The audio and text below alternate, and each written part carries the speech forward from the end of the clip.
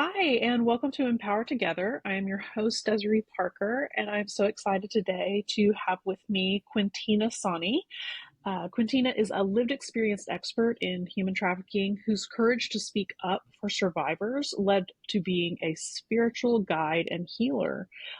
So she now uses tarot, breathwork, and human design to give people the power of choice back that they have previously had taken from them. So welcome, Quintina. I'm so happy to have you on here today. Tell me more about the work you're doing. Yes, Desiree, thank you so much. I appreciate you having me on and amplifying my voice as a survivor of human trafficking and also amplifying the work that I do because I think it is so important to understand that survivors, yes, we have trauma and we have things that are complex and hard to move on from, but we are so resilient and we really can Yeah. truly move forward in these things. And so that is really what my work is all about. I have a regular 9 to 5 job. I work for a company or an organization nonprofit called Survivor Ventures, and I am the Awesome. housing program director of Survivor Ventures, which is super Uh, cool. Yes. I've had So, that job before at another organization, but I no love that you're way. a survivor doing that job. Yes, it's I so think that's a fun. great position, and probably much more impactful with you in that position. Oh, thank you so much for saying that. It really, honestly, it fell so perfectly into place because I didn't really think I would ever go back to anti-trafficking. I've been in Mhm. the anti-trafficking field for 7 years and I tried to get out of it many times, but it's always pulled me back. It You know sucks how you it back, goes. doesn't it? Yes, Yes, I it do. does. So when I finally got back into it with this job, the thing that I love so much about it is this job is exactly what I wanted to do when I got out of the life. And I didn't Mhm. originally identify as a survivor. I thought that I had made a conscious choice to Yes. be trafficked and to get into prostitution and selling and all those things, solicitation.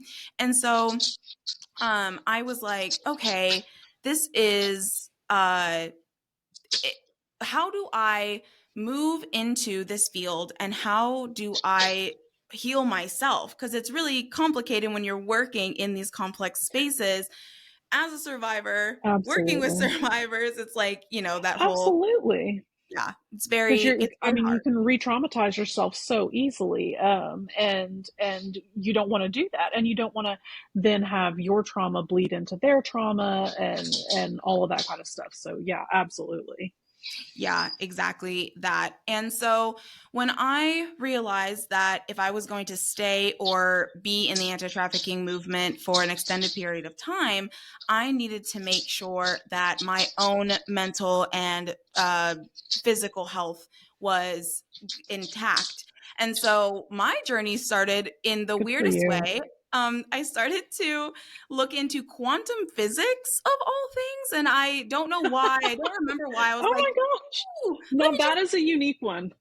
yeah, it was super weird because I'm like, ooh, let me just like look at quantum physics. I think I just wanted to be like smart because I'm very intelligent, but like, I was like, I just want to like look something up. And so when I started to dive into quantum physics and quantum theory, I was like, oh my gosh, so much of this taps into the energetics. And there is so much in the work that I do with tarot, breath work, and human design that is so comparative to all of the information that's out there on quantum physics. And I was like, this is a Hmm. spiritual thing. Like quantum physics, yes, very science based, very much like, Yes. logic based, but also there is a very like trust and universal love and like all of these beautiful concepts that are kind of the backbone of quantum physics that a lot of people don't see because they look at it analytically Yeah, instead of through the lens of releasing trauma.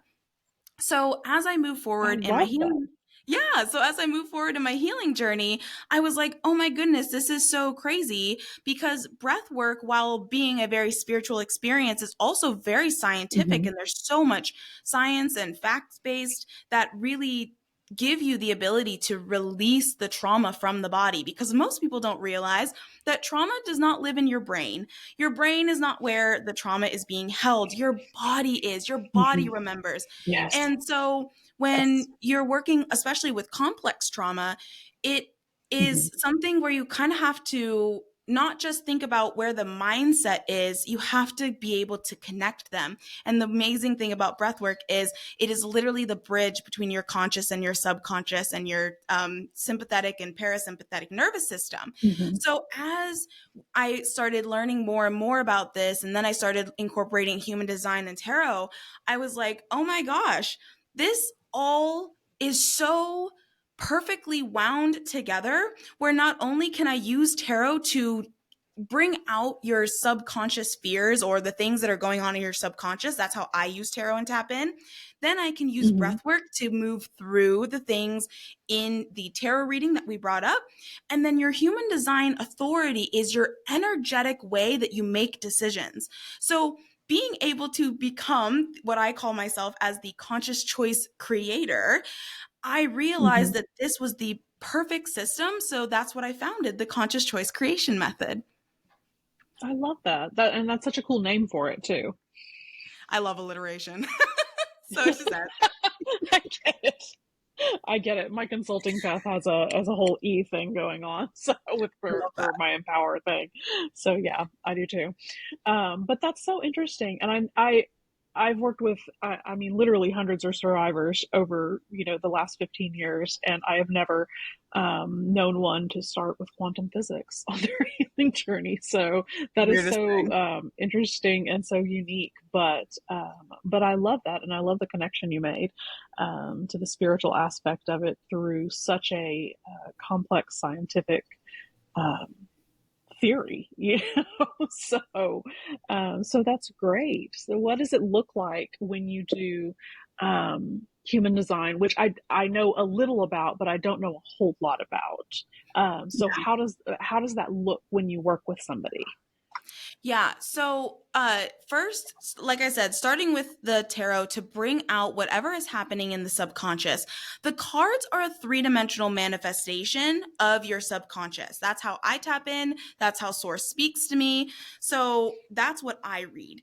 And then Mm-hmm. with the breath, of course, we are moving around all of that.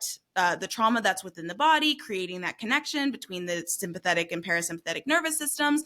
And then when we use human design is your energetic blueprint that was given to you by the stars, the cosmos, the channeler, I guess you would call him. His name is Ra Uruhu. He was the channeler of this information. And so he didn't create it. It came from where he would call the voice. And so this voice kind of spoke to him and told him about how to connect certain types of ideologies. So human design is heavily based on astrology, neutrino science, which is a very new thing. A lot of people don't know that they are using neutrino science for the hadron collider in Oh, whatever okay. country that is. It Switzerland, also I think. uses, yeah, Switzerland. The Okay. Kabbalah tree of life and the Chinese I Ching. There's a lot of different ideologies that kind of come together and create your human design profile.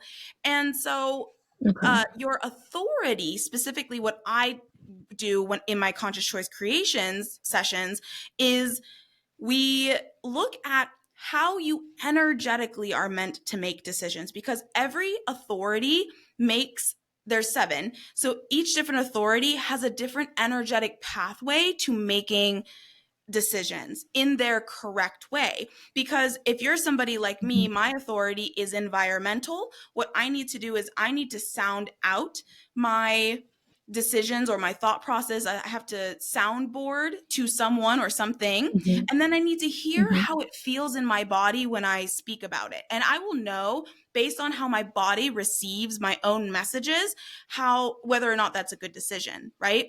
But somebody with an Okay. emotional authority will need to go through their emotional wave, highs and lows, and they will have to find a neutral ground in order to know that they are not making a decision out of a super high high or super low low. And so with each of Okay. the seven different authorities, we look at, okay, this is how energetically you are here to make these conscious decisions. And you can't make them without understanding how that energy works. But we also have to remember that 95% of our decisions are completely unconscious. So if we regulate our nervous system and we are not Hmm. making these unconscious decisions out of a dysregulated system, we are then Sure. creating conscious choice. Okay. Yeah. And that makes total sense because I mean, being somebody who's worked is a trauma specialist and works, has worked in trauma for a long time. I completely understand the value of a regulated system, and we make unconscious choices all the time. I mean, which spoon I picked out earlier to eat my meal. I mean, that's a completely unconscious choice. I mean, little things like that, that you don't think about, but I mean, we're making these little unconscious choices all the time. And if our system is dysregulated, then we can get very bogged down in the smallest of decisions, and they can make a big difference. I mean, and it can, it can lock us in a very bad place, where we're not able to make decisions. So yeah, I definitely can understand why, needing to understand your own decision, your own basis for decision making is really important. Absolutely. Especially as a survivor, our choices were either limited or completely null and void. I know that Mm-hmm. there's kind of two sides to this. In the beginning, when I was trafficked, it was me thinking that I had made some sort of conscious choice, but really it was I had just gotten out of jail for something I didn't do. I spent 6 weeks in there on charges that never actually went through. I Wow. was homeless. I was living out of my broken down car. I lost my job. I lost everything Mm-hmm. on this. And so when somebody came to me with, hey, I'm going to feed you, I'm going to love you, like, blah, blah, blah, it was like, wow, somebody actually sees me and cares about me. And I was 20, like I Mm-hmm. was a ding dong. Okay. Like, Sure. Well, like, I mean, but that was at your only 20, choice. I mean, that exactly, yeah, exactly. Like, I what mean, it other may have choice? seemed like a choice, but yeah, but that was the only choice in front of you. Exactly. And that's what I say. I always will say, it's like you have to take a choice on eating like shit or garbage, and it's like which which one are you going to choose? Both are terrible options, but you got to pick one cuz you got Yeah. to eat, right? So Yes. like it's not a choice to get into trafficking. It is not a choice to be Mm-mm. exploited, but it is a choice, and No. this is what I would love people to understand. It is a choice to get out and stay out.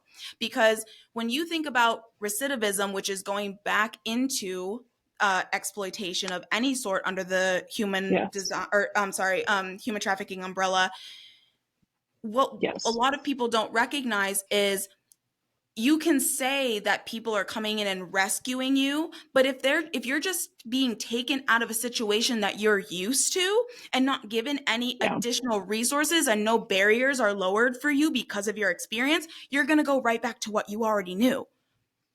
So like, Yes. where is the choice in that? There isn't. Yeah. Yeah.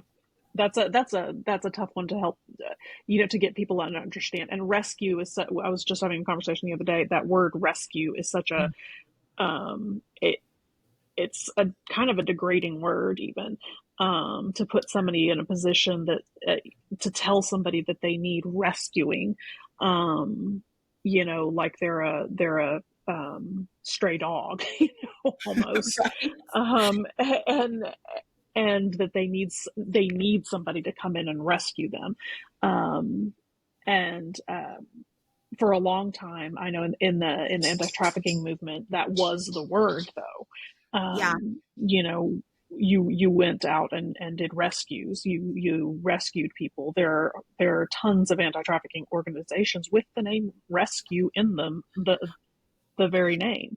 And still in And 2023, using that word, I just want to like, what are you doing?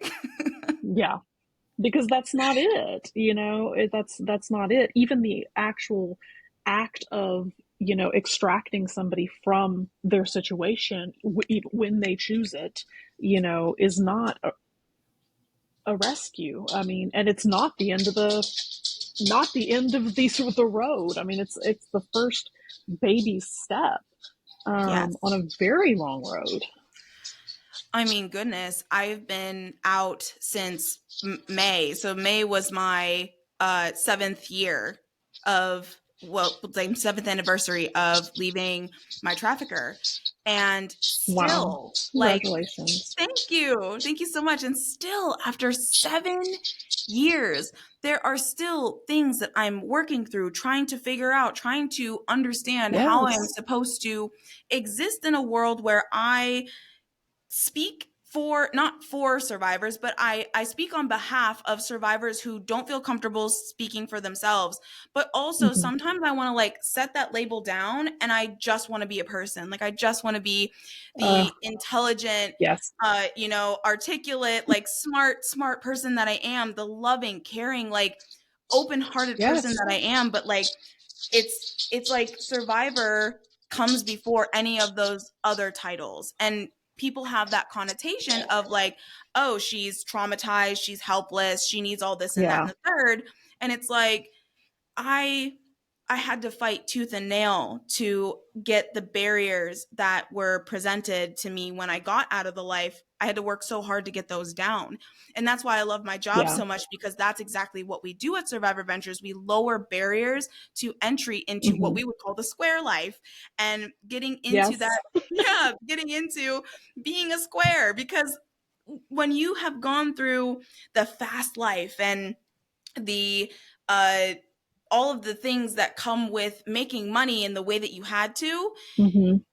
being in traditional working environments is traumatizing, because Yes. literally half of these employers, probably more than that, act like pimps, to be quite honest. Like, so when you're saying, or when people that are coming in and rescuing people, they're saying, oh, here, like, I'm going to put you in a job and I'm going to do this and you're going to do this and then you're going to be fine, you're going to do great. And it's like, but my boss literally reminds me of my pimp, the way that he treats me or she treats me. Like Yeah. there's, and then also like there's the power dynamic between you and your coworkers that a lot of people Yeah. wouldn't recognize. Because if you were the bottom, and the bottom is, for those of you who don't know, the one who usually Hmm. is like the head uh prostituted person Yes. in the Yeah. environment, they will kind of, sometimes we carry those experiences into our working environments, and then people misunderstand us. And I say us because I was a bottom. So like Yeah. I have had to also work on my relationship with other women, because I Yes. had to remove the competitive, everyone's against me, it's me against the world, like me for myself. And I Yeah. had to realize that I can collaborate in healthy ways with women, but that took time and effort and Yes. de-traumatization in order to get to that place. Yeah. Yeah, no, I completely understand that, because I've, survivors that, are friends, have asked, when can I stop being a survivor and just be a person, for one thing, Yeah. and also, when do you stop looking at people and see, and your mind stop immediately snapping to, a label of some kind, because when you're in the life, especially with men, though. Um, she would tell me, like, I immediately, any man that walks through the door, I can, trick, pimp, trick. You automatically size up, Yeah. the people that you see, because you're so used to doing that, as somebody who's in the life and has to be aware of their surroundings all the time, and has to know who's safe and who's not, and um, who's around you, just who's around you all the time, and you get into that commodity, mindset with people, even, and with women as well. The, who's going to be somebody who has your back, and who's going to be somebody who's going to stab you in the back. Yep, absolutely. And that's like the hardest thing to get over, because we have to, as survivors, like we have to start to deconstruct all of the survival Hmm. mechanisms that we had in place. And that takes time, especially because a lot of these emotions were riled up in very high stakes, like survival situations. And Yes. people often will be like, well, why can't you just get over it? And it's like, my body is reacting to this. I am reading Yeah. a room like unconsciously. I can Yeah. tell a Your trick from a pimp. biology is reacting. Exactly. Like that's not something that I can just like turn off, right? It's a Mm-mm. beautiful Nope. skill when I know how to use it. And that there's so many transferable skills from what I learned in the life. But I also have to think about how if I'm going to biologically react in these ways, how can I heal that? What do you even do? And Yes. that's why I love somatic practices because again, trauma lives Hmm. in the body, not in the Body. mind. And so as Yeah. we are healing, as all survivors, people in general, from Hmm. any sort of PTSD, complex trauma, things like that, we have to do somatic work because that is the only Yes. type of work that is actually going to remove the energetic and hormonal reactions from the body. Yeah. Yeah. Absolutely. I couldn't agree more. Body work is essential to trauma, and I know for a long time it wasn't done enough, and I would venture to guess that it's still not being done enough Not even in close. most in most trafficking programs. But yeah, Absolutely. Ooh, and I that have reminds me. stepped away. Yeah, absolutely.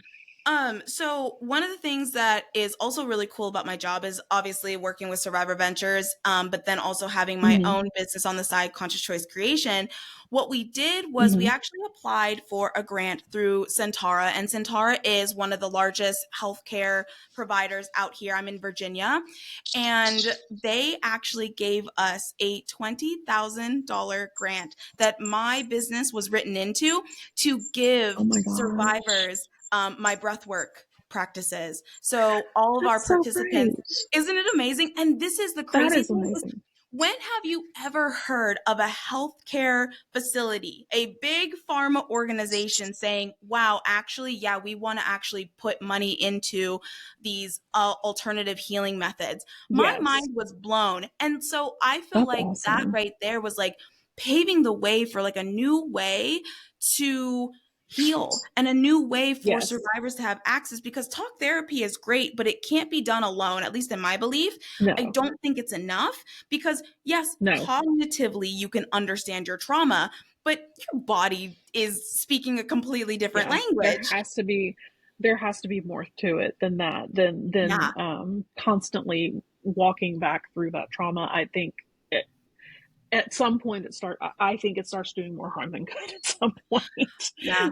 I agree. So yeah, that's so exciting, that It's amazing. that you were able to be part of that grant, and that, like you said, a big, medical corporation would have the insight, to provide funding for something like that. I think that's wonderful. And it is a big step. I mean, that's such a big step. It was So I'm huge. so excited that Thank you're going to be able you. to provide it. You're going to have the funding to provide it. So that's amazing. Yeah. It's Um, very cool. so as far as the movement now, because now I've stepped out just in this year, and am doing, consulting and coaching for organizations. So I am still working with anti-trafficking organizations, but not in direct care anymore, which is very different for me. Yeah. um, so I feel like I'm not on the inside, of the movement anymore. What are some things you're seeing, that I may be missing as far as the inside, um, track goes? Yeah, I think that the biggest thing, and my friend Kayla, who is also my coworker, she brings this up a lot, where she talks about how the collaboration or really lack thereof within other organizations, like I feel like a lot of organizations are trying to do everything. And it's like, you can't Hmm. possibly do everything. You can't provide all the services. You can't save everybody or whatever.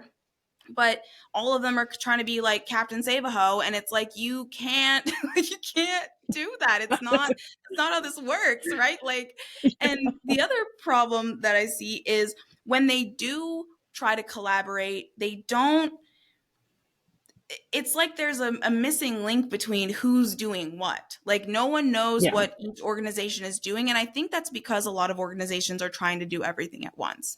So I think that yeah, if we could collaborate and do cross connections and wrap around survivors, that would be the most effective way to actually care for them. Because what I feel like and what I see in the anti trafficking movement is a lot of organizations saying, I got this grant, I got this grant, we got this much money, we got $1 million, we got $3 million, blah, blah. And I'm like, well, what are you doing with that? Like, what are you actually yes, doing with that money? And most of that money, no shade, but like most of it's going to pay for their service providers, and most of those aren't even survivors. So, and yeah. the other thing that I've noticed is a lot of organizations are missing that survivor consultant or missing that survivor like staff. And the thing I love That about, input that's desperately needed. it is so needed. You cannot do anti trafficking work without a lived experience expert on your side, Yeah, because no one can understand the complexity of the life like somebody who's lived it. And yeah. so, if organizations are resistant to hiring a survivor full time, at least have some sort of consulting network and pay them. Oh my God, if you don't pay them for their consulting, I will. That's The the. horrors I have heard, people getting paid in like Starbucks gift cards. I'm like, It's like, bruh, I literally am retelling you my most traumatizing memories. You want to give me a yes, fucking Starbucks card? Are you yeah, joking? You want me to yeah, take this gift basket gratefully? Get out of yeah, here. Get out. yeah. You know? No, I understand because that's been a huge push. I know here in Houston too is like the survivor movement is like these are expert consultants in their field.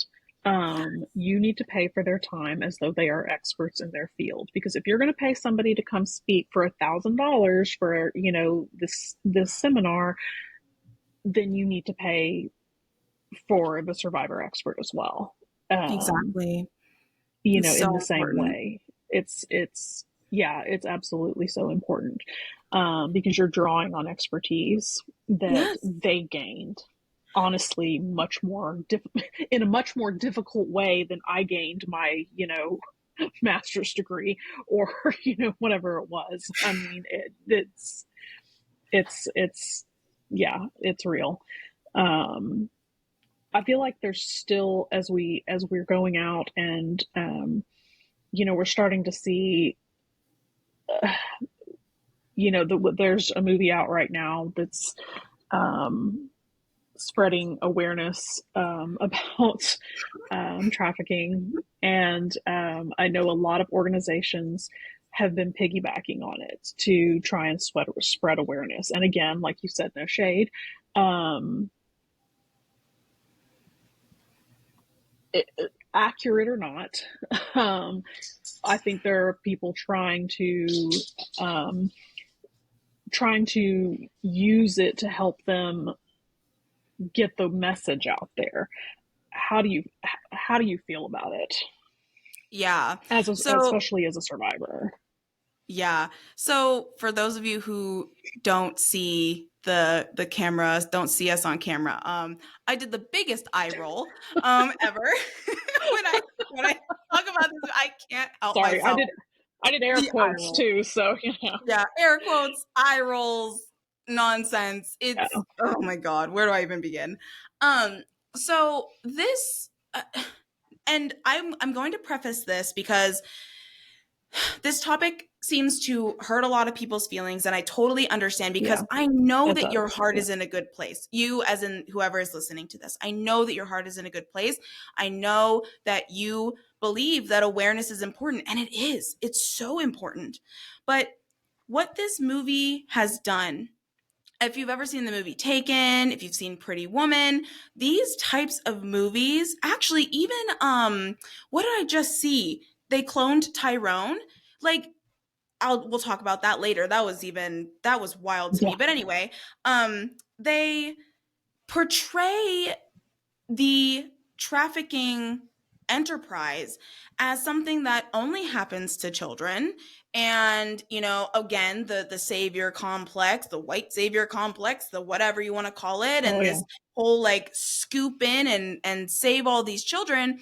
But the person that this movie is uh presented by, or like the that made about, and The his story of, yeah. organization, a lot of people don't realize that he's been investigated multiple times for embezzlement by the FBI, but of course he works with the FBI, so why would he have embezzlement charges? Oh, that's right, he wouldn't.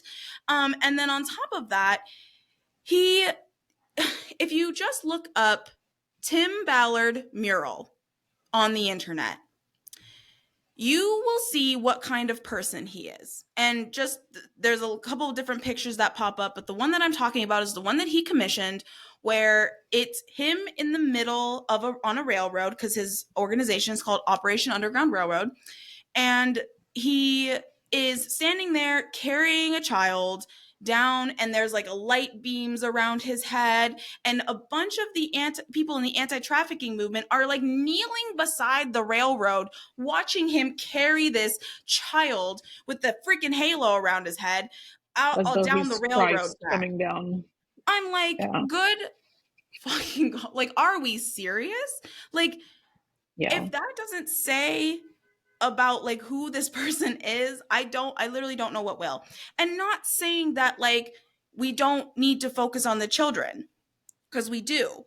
That's one part of the Absolutely. problem. But the other part of the problem is it's kind of like, what came first, the chicken or the egg? Who was being trafficked first? Was it adults or was it the children? Is it like, where do we even begin in the cycle? Because this is generational. And I'm also going Oh to preface yes. this because I'm going to hurt more people's feelings, but I want you to receive this with an open mind, because this is going to be painful. But I also had to recognize that, like, me too, like I also perpetuated this, right? Society and our biases around who can be trafficked and who can be exploited are clouding us around the issue, and we will never stop human trafficking until we stop the bias that only children Yeah. can be trafficked, and that if you are prostituted, or if you are doing sex work of some sort, that's not under the human trafficking umbrella, because it is.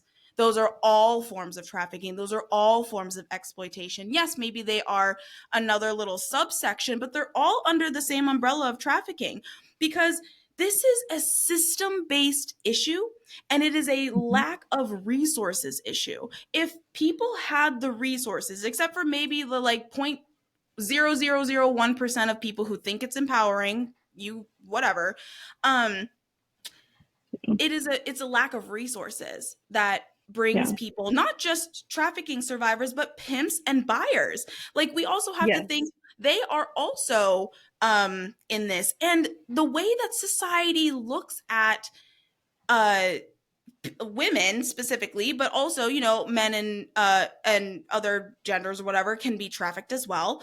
Yes. They will say, "Oh, well, it was a choice for them. Like, they're an adult. They made that choice." And I'm like, again, let's go back to my story, where think of Yeah. all of the, like, I what was I to do? Yes, Yeah. did I know that he was going to do what he did, and actually like traffic me and coerce me into prostitution? No, I had no idea. But Yeah. once the ball got rolling, there was no stopping it. It was like, Yeah. okay, he's nice, he's nice, he's nice, he's nice. And then I'd say, I don't think I want to do this anymore. And then it's like, oh, now I'm going to turn violent. Now Yeah. what do I do? Yeah, do I risk my life to leave? yeah, Like, and there's a trauma bond that happens with yes. adults, and we don't talk about that enough, where yes, like adults also can be manipulated, coerced, and frauded into situations where they're going to do something that they wouldn't normally do for resources, money, uh, place to live, Absolutely. food, all of that. So desperation creates, a lack of choice. And like you said, that lack of resources, when somebody has no money or no food to feed their children or no place to live or sadly, a drug habit or a mental illness or medical issues that they can't deal with. I mean, there's any number, or even if it a perceived desperation. They feel like nobody loves them at home. Hmm. It may be that there may not be that what somebody would classically see as a hopeless situation, but they feel it's a hopeless situation. That nobody cares about. About how I feel. Nobody cares about what I'm doing. Nobody cares. And it breeds desperation, whether we see it as that or not, and they feel like that's their only choice. Exactly. Exactly. And when we as communities, as people, especially in the US, like if you don't think that what you do on a daily basis perpetuates trafficking, I'm so sorry to tell you, you are wrong. Your biases, the way you think about things, the lack of resources, the reduction of barriers that nobody will do for people who have been exploited, because again, most people think that this was a choice, that will continue to perpetuate people needing to exploit each other, whether that's a Yeah, buyer or a pimp or trafficker or someone who is being exploited. All of them are missing resources. The buyer is not this like evil whatever. Yes, maybe they have some not so moral habits, but they are doing it because there is, like, where else are they feeling like they can get this type of attention? And since everything is hypersexualized, and man's not a man unless he can get a bunch of have a bunch of sex, then what is that, what feeds the male ego? And if all you have to do is buy it, that makes it easily accessible. This is a supply and demand issue. yeah, If there was no it demand, is. there would be no supply. There would be no. Yeah, It's yeah, simple and that's economics, and that people. yeah, and that's the thing. As long as there's a demand, and we can keep working with the supply all we want, and taking women and children off the streets or wherever it is, but there will continue to be more. Yep. Um, Yeah, there will be a new supply of victims as long as the demand continues. So, absolutely. And I and want that's to tough. Yeah, it is tough. It is hard because it feels like it's like that never-ending job. But I do want to give a little bit of hope here in like this kind of doom and gloom conversation, because there I is know. hope. There is hope. There is. And Yeah. the one thing that I would, well, maybe two things. So the first thing I would say to anyone who is a parent of a child 18 or under, show that and teach that child that they are worth something, that they build their self-esteem, speak life into them, because I promise you, if I had had a childhood where I grew up with consistent life being spoken into me, even through all of the bullshit that I had to go through in my early childhood, if I would have thought that I meant something to someone, or that I had like higher self-esteem, there's no way that this dude would have convinced me to sell myself. There's just no way. There's no way. And Yeah. as for uh the second piece of advice, because I think that's the number one thing that is not being done right now. A lot of children are being like authoritarian parented, where their self-esteem is being blasted, and they are being manipulated, and they're not respected as a tiny human.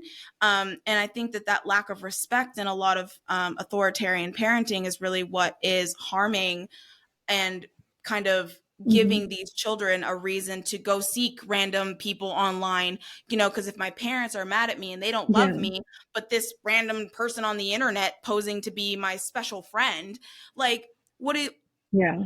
what are they going to do? They're going to go to where the attention is. They're going to go to where Yeah. they feel loved and seen. So Yeah. make your children feel loved and seen, because Yeah. that can save them, that can save them. Yeah. And then Absolutely. my other half of the solution is removing your bias around adults not being able to be coerced and manipulated and frauded. The Yeah. moment that we start seeing survivors, even people who are involved in stripping and other forms, porn, other forms of exploitation, because I will tell you that they are not just stripping and they're not just doing porn, okay? Like, I Yeah. promise you.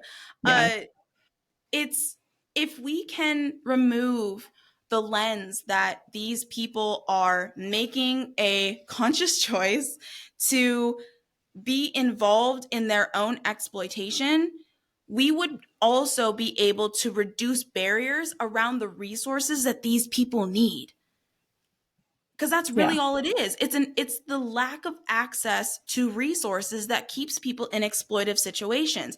If I would have been told that I could make the same amount of money, have like live in a better place with better work hours and all that stuff, and I didn't have to suck dick, I absolutely would have done it.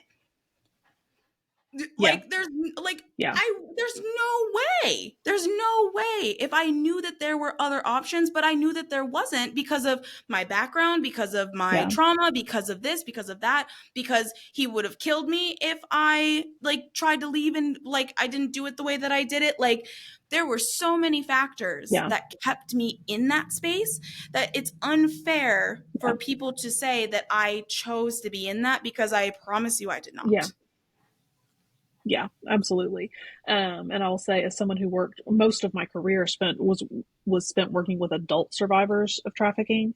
It wasn't until towards the end of my career that I started working with minors. I will say that the resources for help for survivors, adult survivors, is so much less.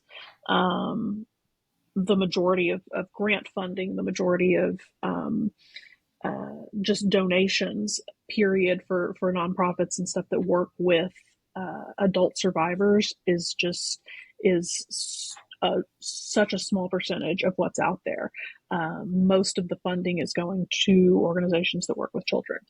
And again, I'm not saying children don't deserve help, because of course Absolutely. they do, but people seem to think that once you turn 18, suddenly you have, something snaps and it's all of a sudden your fault.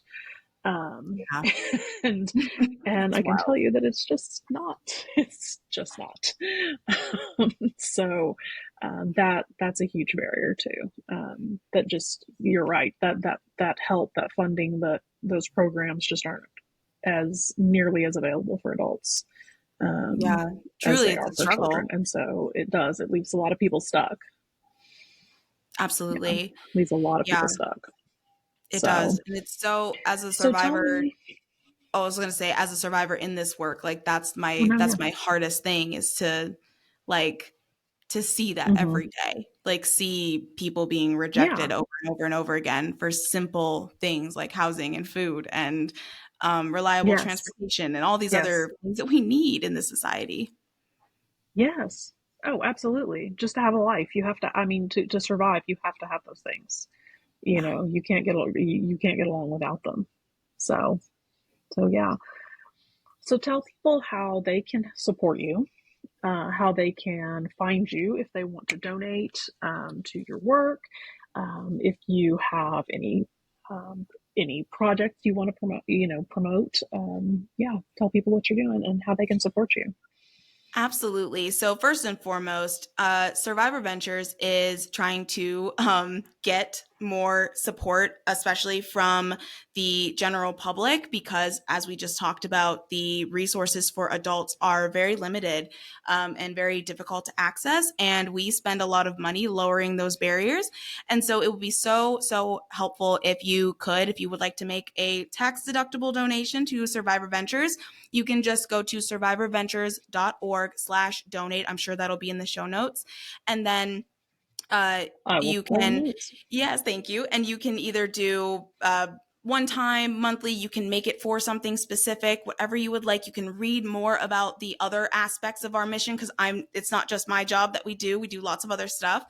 And then on top of that, for me, if you would like to try out a conscious choice creation session, you can absolutely do that. I am on Telegram, Instagram, Facebook, and TikTok. I actually live my life fully barefoot. So if you want to see cool stuff on TikTok, you can go to my TikTok. All of that is at Quintina Sonnie. And my Telegram channel, it's a weird link. So that'll be in the show notes as well. But that's where I hang out Yes, the most, is on Telegram. that's awesome. So, yeah, so definitely check out all of that stuff. There's great work being done with adults, and it's so needed in the trafficking movement. I mean, I've worked in residential with kids. I will not deny that it's there. But I worked for almost 12 years with adults, and I can tell you that adults are being trafficked, and it is not their fault. And they need the resources. So absolutely, contribute. And thank you so much, Quintina, for the work you're doing, and for working to empower survivors to make the most of what they have, to make the most of their lives, and to um, you know overcome that trauma, and embrace a healthy life. Yes. The one that they choose to live. Yes, the one that they choose. Yes, make their own choices. So thank you so much for being on today, Quintina. I am so happy to have you, or I've had you on here today. My name is Desiree Parker, and this is Empower Together. Make sure and subscribe, and we'll see you next time. Bye. Thank you.